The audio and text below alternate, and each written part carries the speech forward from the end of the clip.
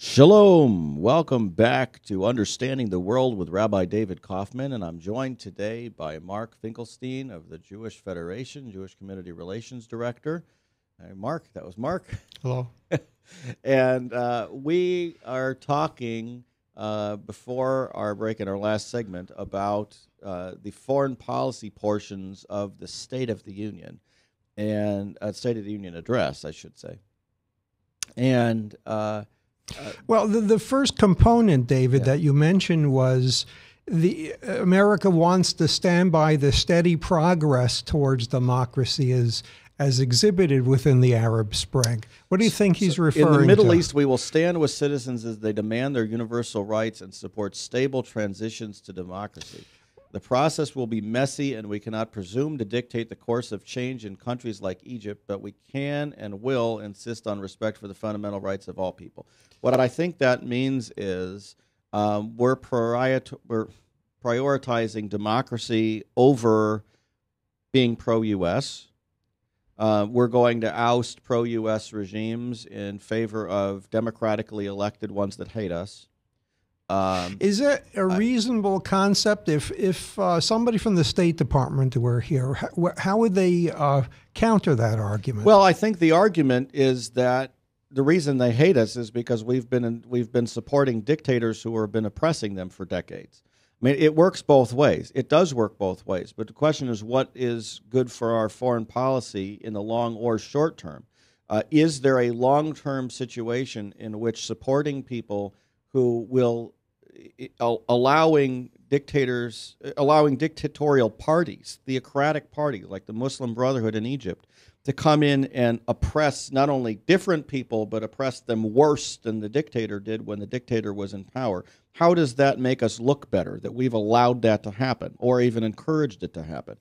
There are people in the Middle East right now who in Egypt right now who are saying, how did the United States let the Muslim Brotherhood come to power, create a constitution that oppresses women and minorities, and then has jailed and killed more protesters than the Mubarak regime did when we were supporting them, and then rigged the elections so that no one will ever have a chance to defeat them?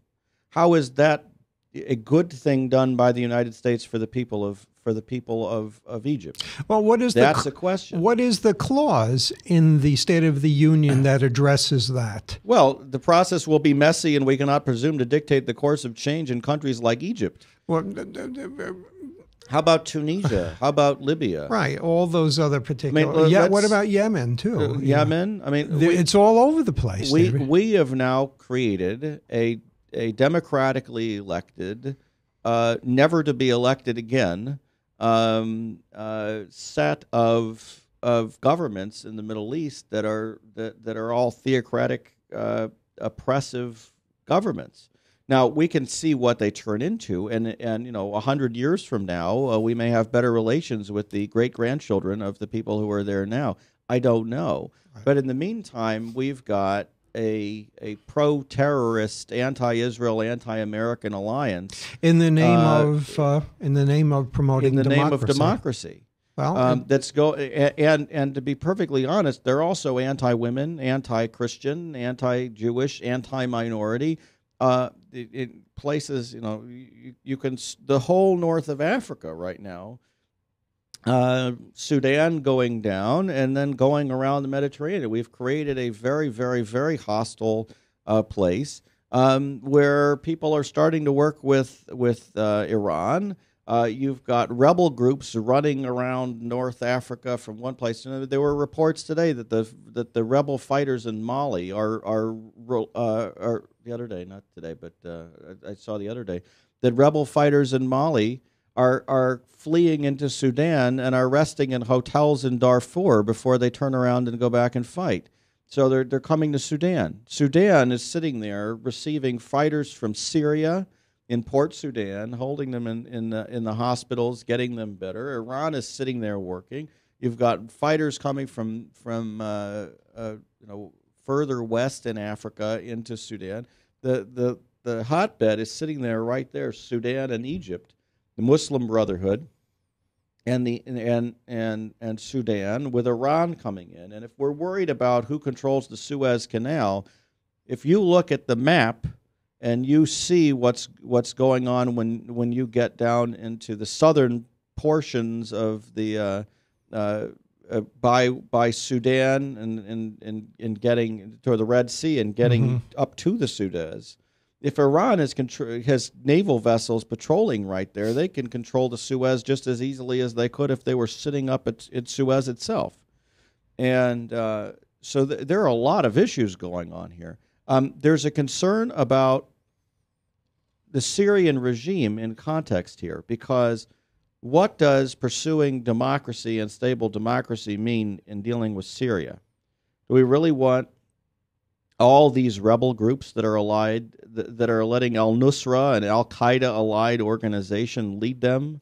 Well, determine there's some indication that the United States wants to differentiate between, I don't know where the differentiation is between the bad guys and the good guys in the resistance.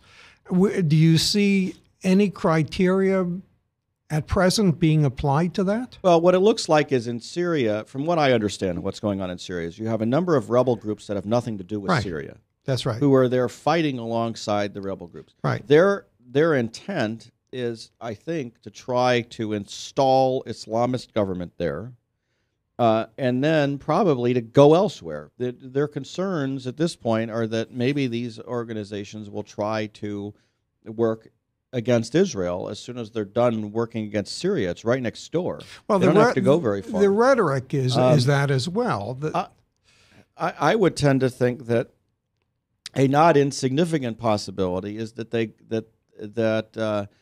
things get worse in Lebanon, because these guys are Sunni radicals, and I don't think they like the fact that the Shiites are controlling Lebanon. So I'm not so sure that we don't shift from Syria to Lebanon instead of shifting from Syria against Israel. Because what these groups would really like to do is get a Sunni, radical Sunni-controlled alliance that surrounds Israel instead of having to worry about Iran. They don't like Iran. They like Iran better than they like Israel, but that's not saying much. Well, who are the detractors of the Hashemite kingdom then? Are they tending to be?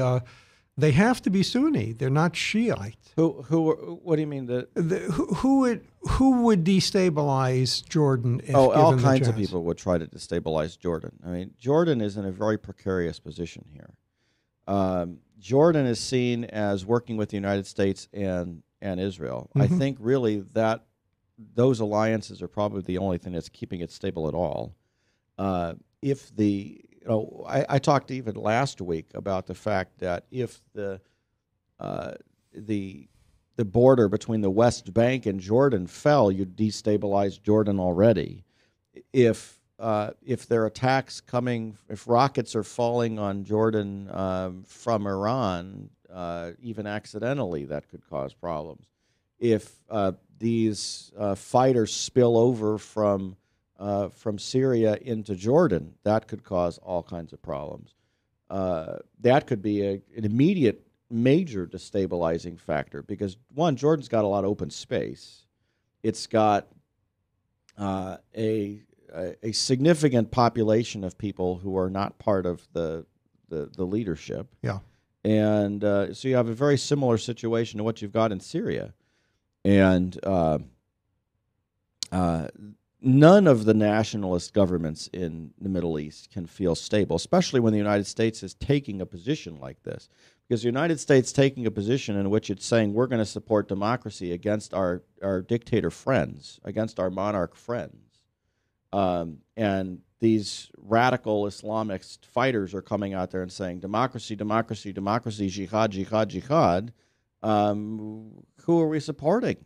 We're supporting the jihadis? It looks like what we're doing. And the people on the ground are saying the United States is not going to stand up for their friend, the king of Jordan. They're going to fight for democracy. Now, how does this play within the left in the United States? How do you think they read the situation? Mark, we just had a State of the Union speech in which none of this stuff was mentioned more than a few sentences at all. I would say the vast majority of Americans don't even understand it, don't know anything about it, much less understand it. And to be perfectly honest, the vast majority of Americans don't care about it. They should, but I don't think they do. Well, let me ask, look, you got two strands of people. You got certainly the very left, which identify for some reason or other with the most repressive regimes in the Middle East, even though they share none of the values of the pacifistic community. And you have average Americans. Do you see average Americans turning isolationist? I think Americans right now, by and large, are isolationist. I don't think they're calling it that because it's a taboo word. But I think if you look at the way we're actually acting right now, if you look at the fact that we're trying to pull out of everywhere we are, there's little or no desire to get involved anywhere else. Well, that's simply nations around the world. We're kind of, the president, I think, is trying to portray us as being post-World War II environment. I think we're more post-World War I environment, which is that post-World War I, there were a lot of threats in the world, and the United States saw the threats and didn't want to do anything about them because we were so war-weary. World War I was such an awful war that people didn't want to engage. And what ended up happening was we ended up allowing evil to flourish in the world. Yes. And this was not allowed simply by one political party. It was allowed by both political parties. That's right. My question for you then is, what role does Rand Paul play in this, since he's coming from the right instead of from the left? Well, I believe that we've got this on both sides. I believe you've got people who are saying we simply can't afford to fight wars. So you've got the economic fiscal argument. You've got the argument that says the United States shouldn't be trying to affect the policies in other nations. We had that. The president just said that in his speech. And you've got the idea that that we simply don't have the ability to be the police of the world right now, and therefore we can't send our soldiers everywhere. But what happens is that means that people who would otherwise be worried of the United States stepping in to stop them are now perfectly happy to stand up to the United States, slap it in the face, and say, here's what I'm going to do. So we need to take a break. When we get back from the break, we'll wrap up with all of the various topics we've got for today. Thanks.